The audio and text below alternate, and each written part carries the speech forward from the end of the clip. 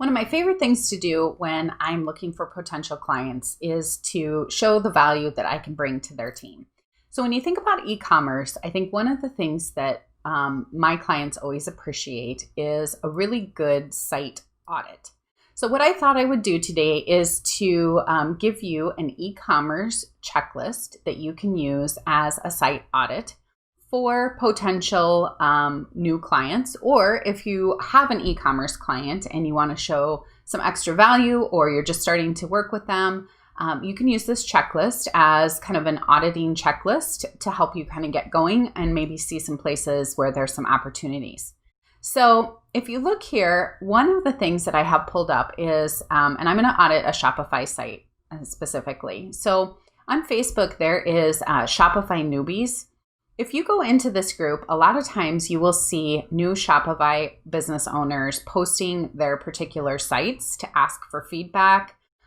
They will ask, this group to provide recommendations and all sorts of things. This is a great opportunity for you, one, to learn and to see what kind of skills and questions are out there, or what kind of skills are in need and what kind of questions are out there, but as well as see some of the sites that you might want to at least play around with to audit, or potentially go after these clients, right? And audit their site, show them the value that you bring, and then reach out to them and say, hey, I know how to fix these things. So let's go through the audit. Now, I just picked a site from here. I have no correlation to the site. I don't know anything about them, and I don't know anything about their product. So I went with Eco Vegan, and then I've got Groomed Grizzly. So I thought I'd start here with this particular site. And again, I don't know them. I don't work with them. I just picked them out of this Shopify newbie. They're right here. And then he's asking for feedback on his site. So let's just do this one, actually. So first and foremost, some of the things on an e-commerce site that you want to make sure that you take a look at is, does the homepage look professional? So when you say professional, that means, are the images and the brand appealing? Okay. Is it easy to read? Does it make you trust this site? And when you go through, it looks like it's really professional. These images are really well done. It's very clean. It looks professional. I love how this kind of scrolls through. You're also looking for logo and brand appeal. So as you know, with e-commerce site, brand is a lot, right? And you will find sites sometimes that have fonts that are really hard to read. So what I typically look for is an easy to read standard font, such as Helvetica, Lato, even Roboto, Arial, Times Roman, just something that's very easy to read. You'll find sometimes that sites want to get really fancy and want to create sort of like this, brand appeal or something that looks fun, but it's really hard to read for the customer. So I typically look for like pretty standard fonts that are very easy to read. And as you can see here on Groomed Grizzly, it's really easy. I can clearly see what each of the tabs are. I can see what the product is. I don't really have any trouble seeing, or reading any of this. And you can see here, it's all pretty straightforward. Looks pretty good in my opinion. So the next thing over here is there an email with a legit brand for the business? So here's what I mean by that. So sometimes you will see there will be Shopify sites that will have a info@hotmail.com, or they'll have something like 1234 at something now. So what I'm really looking for is this brand really like in business, right? So it's a know, like, and trust factor. And a lot of times you will find customers really want to be able to get a hold of someone. So not only do I look for an email where I can get a hold of somebody at some point, I also look for an 800 number for customer service or phone number or some way to get a hold of somebody if I had questions. So if you go here and you look, I don't see a email where I can get a hold of anybody, but I do see a message us. Okay, so my next thing is the 800 customer service phone number. I don't see a customer service phone number and I don't see an email. So I might recommend that they put that somewhere on here. But they do have a message us on Messenger, which makes it very easy to be able to get a hold of someone if they're watching their messengers. Okay, so I would go through here, see kind of what pops up. I think this might just actually be like a bot, right? But they do have an automated setup. They do have someone like needing help, learn more. They've got a frequently asked questions, I believe. So, okay, so here it is. You can ask them a question and sign up for order dates. So they've got a nice messenger bot set up. The only thing is this picture looks a little different than what you would see on their website. So I might recommend that they make sure that this is branded to bring brand consistency as well as that know, like, and trust factor to their customers. Okay, so that does seem to be working, but I might recommend that they put an email address or something in here where I could actually get a hold of someone if I didn't have Messenger or I wasn't on Facebook. There needs to be another way for me to get a hold of somebody. So the other thing I look for is there a footer and return policy, privacy policy, or some sort of guarantee. So we can see right here they have both. They have a privacy policy, they've got a return policy, and their terms of service. So I typically like to click through this and just take a look, make sure it looks professional, and make sure that there's actually a privacy policy or an actual return policy when you click it. So I have been to sites before where they do have a return and a privacy policy, but when you click it, it takes you nowhere. So you can see here, this is like how to return the shipping. That's what I'm looking for to make sure that if I actually had a product that I needed to return, is there an actual email address or an actual physical address to return it? And then also here, if there was a exchange or a missing product or if it was broken or something like that, right? So they've got a 30 days have gone. They don't offer refunds or discounts. And then if you kind of read through this quickly, here is an email. So they do have a legit email. It's info@groomandgrizzly.com, but it's really hard to find. It's not easy down here. And they probably are doing that because they don't want a ton of email.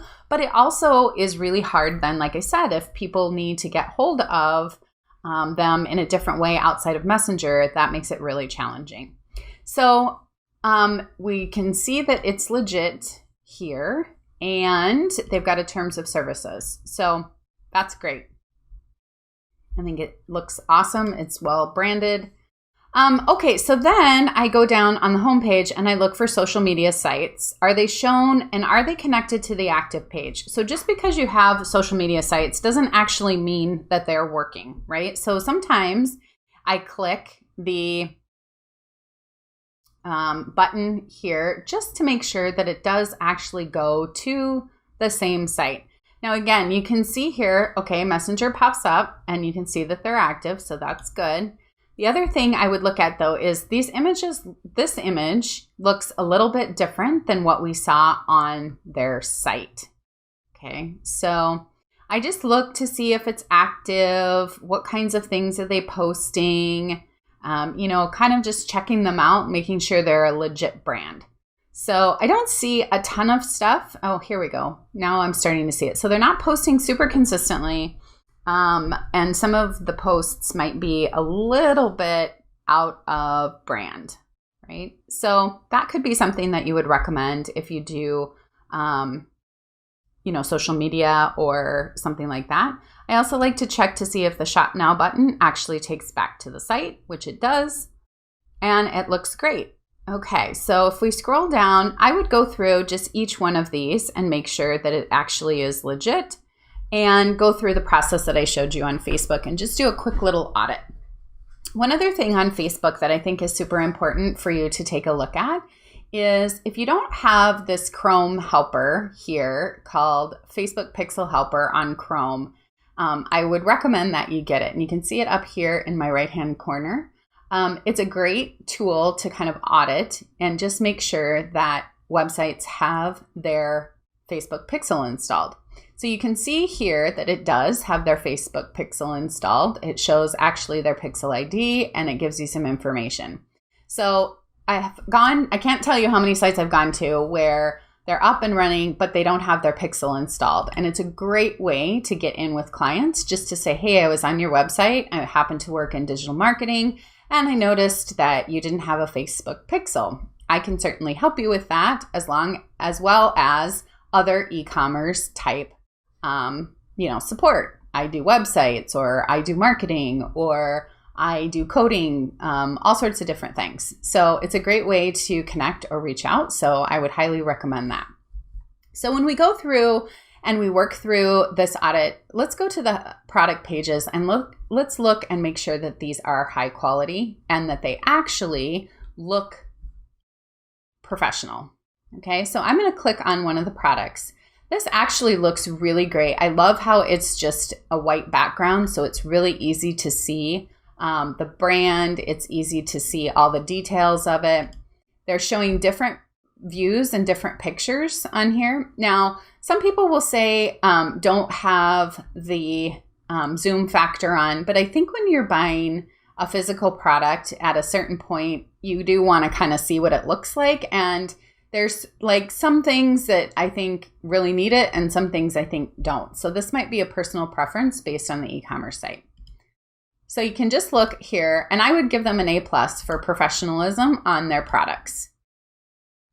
I think it looks really good. This one's a little dark, and you can see, but it looks really good, generally speaking. Pretty clear, pretty easy to read. Now, the other thing I look for on the product page is the description, and does it share the details of the product? I always check for grammar and spelling errors. Can't tell you how many times I have actually found grammar and spelling errors when I'm looking at someone's product. So I would just take a quick scroll through here and make sure that it actually makes sense, that there's nothing out of place. And then I love how they've also included the directions right on here for this particular product, and they've got their ingredients. They've also added their share, tweet, and pin buttons, which I feel like most people should. When you're in a product-based business, most companies should have this on there. There are a few exceptions where you wouldn't necessarily want to put this on here based on Facebook and Twitter and Pinterest's terms of services. So there's some things that you can't promote on Facebook and Twitter and Pinterest. So you just need to know that. Is the quantity selector on? Okay, so this is interesting because if I want to buy more than one product, so if you look right here, the quantity selector, I've found several Shopify sites where they don't have the quantity selector on, and it only allows me to purchase one of the product. Well, maybe I want to purchase, 5 of these particular products. So we want to check to make sure that the quantity selector is on, and does it actually work? Okay. So when you add it to the cart, we're going to go through that process here, but they do also, okay, so we've got, interesting. So they had a promotion. If you go back, let's look at this really quick. So they had a promotion that if you subscribe and save, you get $16.20 versus $18. Okay. And then it looks like I got a discount for purchasing 5. But I'm not sure that I see anywhere on here where it tells me that I'm getting that discount other than when I'm adding it to the cart, right? So they're potentially missing some opportunities on just calling out what they're already giving, right? It does say that you subscribe and save, but I didn't click that, right? And it gives you some information on the subscription, which I absolutely love. So this is an app that they have installed, but it is awesome. It tells you about the subscription details. You can click more if you really want to learn about it. It's really cool. So, okay. So I don't see anywhere where it says that I've got an additional savings, unless I'm missing it somewhere. I'm also a little confused about what original firm hold is versus water-based. So I don't really see anything, like as I'm looking really quickly here, I don't really see anything that tells me the difference between the two. Now, obviously I can see when I scroll down, I get more information, but I'm not really getting any information about the original firm hold pomade that I'm wanting to purchase. So I might recommend that they add in a bit of description. So when we get here, let me back up for just a second. So I'm also looking here, like, does the site show related products? So sometimes there might be like a comb or a brush or something that would go along with the pomade that they might recommend. Sometimes you'll see that on the second page when you go to the add to cart. It may pop up as an actual like upsell. And I also don't see any product reviews or testimonials on here. So a lot of times when I audit sites, I always tell my potential customers, like, testimonials and product reviews go a really long way, particularly when you're doing a product-based business. People want to see the pros and cons. They want to know that it's good. They want to know that other people have bought it. So I might recommend that they put something on here. There's several different apps that you can use and different tools, different ways of doing this. You can show images of testimonials, or you can get apps that kind of scroll in or things like that. So I'm going to add to cart now, and I'm going to kind of look through here. So now it shows that I have 14. So let's take this out. Let's just do 4 and see if that changes things. Okay, so now I've changed it to 4, and this hasn't updated. So that's a feature. Oops, that's a feature that you have to actually. Yeah, so you can see here that the total is not updating until you hit update, which then it should, right? But that can be confusing for people sometimes. So making sure that people know how to update their cart if they change their mind on quantity. So again, it kind of gives me here, I've got a BOGO, right? So I get 50% off, but nowhere did I actually see where that was an option. I do like the fact that there's an order note. So if I was giving this as a gift, or if I wanted to remind myself of something, I could add a note in here and it would come on my shipping label. So if I want to continue shopping, that gives me the option. I always want to make sure that that's there because it really does help boost the average cart value if people can continue shopping, because sometimes they go back and go, oh man, I want a different one. But let's just say I want to check out. So they're offering Google Pay as an option, which is great. But let's go to the actual checkout.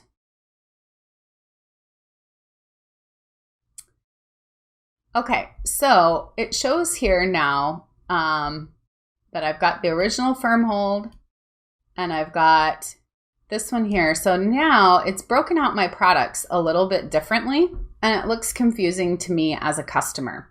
So if you recall, if we go here, I'm just going to show you this again. So you see I've got 2 products, which again is a little bit confusing because I'm not sure why I'm getting the BOGO, but I've got 4 and 5, or 4 and 1, which makes 5. So when I check out, you can see that it's actually breaking it out into 3 products. So it's still 5, but I'm not sure why it would break it out differently. So that might be something that I would recommend to the company that we can fix for them, is so that something is wrong in their settings, or they have it set up some way that's a little bit different. The other thing that I look for on the checkout page is, do you have to put in your email or phone number to actually purchase? So on some sites, you don't actually need to have or put in your phone number or your email to actually purchase anything. And I always recommend that you ask for at least a phone number or an email, preferably an email, so that you can get them onto your list. By default, Shopify will click this and say, keep me up to date on news and exclusive offers. So this is basically giving you the opportunity to market to them in the future. So then I would continue on to the shipping method. So let's just, for sake of playing around here, let's just see what happens. Okay, so you can see the taxes are added in. So based on my address, they are adding tax. So let's continue on. Okay, good. So it is making me put in a phone number or something to move on to the next step. Okay, so let's just go through and see what that next step looks like. So for any orders over 35, I'm getting free shipping. So that pops up, which is great. And then I'm going to continue on to the payment method. So they give me a couple of options to pay. I can use Visa. I can use MasterCard. I can't click more. So I'm not really sure what other options are available. They showed me that Google Pay was an option, but yet I don't see that on the checkout page. So I might recommend that they're consistent in their payment methods, or that they show that Google Pay is an option. So if you were to back up and click Google Pay in that actual checkout page, it may take you right to this button. And then they let you save your information for faster checkout next time, which I really love. So I'm not going to go through and actually check out because they really don't need any bearded products.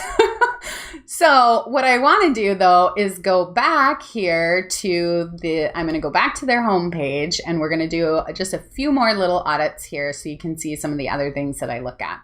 So we've gone through the checkout page, and we've gone through some add to cart. But some of the things that I use on this checklist also is there an About Us page? It builds trust and authority, and they do have an About page. So let's take a look at it. Okay, so they give a little bit of their origin story.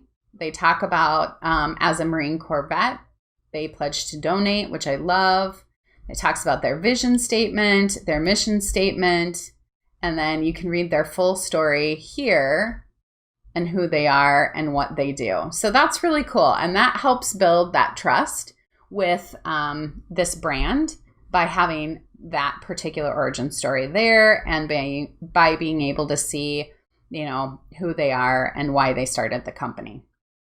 Also, again, I kind of look for the contact us page. So if you go to the next one here, this contact us, where can I go for questions and how can I reach a real human? So I don't see anywhere that it actually says, there we go. So it is kind of hidden, but that's okay. It's there. So contact us. And it does give me the option of sending a message directly to someone. So when I was at the beginning and I was asking, like, is there an email? This might be the alternative for people who want to get in. But it was kind of tricky. It was kind of hard to find here. They do have a blog as well, which is pretty cool. Let's see if it's up to date. Like, when was the last time? Okay, it does let you leave comments, which is pretty cool. So May 31st, so not, terribly out of date. And it goes through. So that's great. They're really taking their products and making some really great content out of it. I wish they'd share this on their Facebook page. So I didn't see that anywhere on there, but we didn't do a full deep audit. Okay, so the other thing, that you go through, and you can go through each one of these and really audit the site. So we kind of briefly went through a lot of different things, but I feel like if you use this checklist as sort of a guide for how to audit an e-commerce site, specifically a Shopify site, you would have the opportunity to really go back and provide some value. Now, I feel like this company has done a really great job, and this might not be the best example of where things need to be fixed, but they definitely have done a nice job. And not all e-commerce sites will look like this. So if you were to go into that Shopify newbie site and pick another one, you may find a very different story. When I was looking here at one of the other sites, I found that to be the case. So I would encourage you just to go in, kind of look through some of these, people that are asking for help, and just do an audit yourself. Just kind of get familiar with what a Shopify site looks like. Here's another one right here. And just go through this checklist and see if there's areas of opportunity. And then you can take that and reach out to the client or reach out to the potential product business and tell them, say, hey, I was on your site. I noticed some things. I can help you and provide solutions and recommendations. So I hope this was helpful for you. Again, I'll include the checklist in the training so that you have that. Thank you.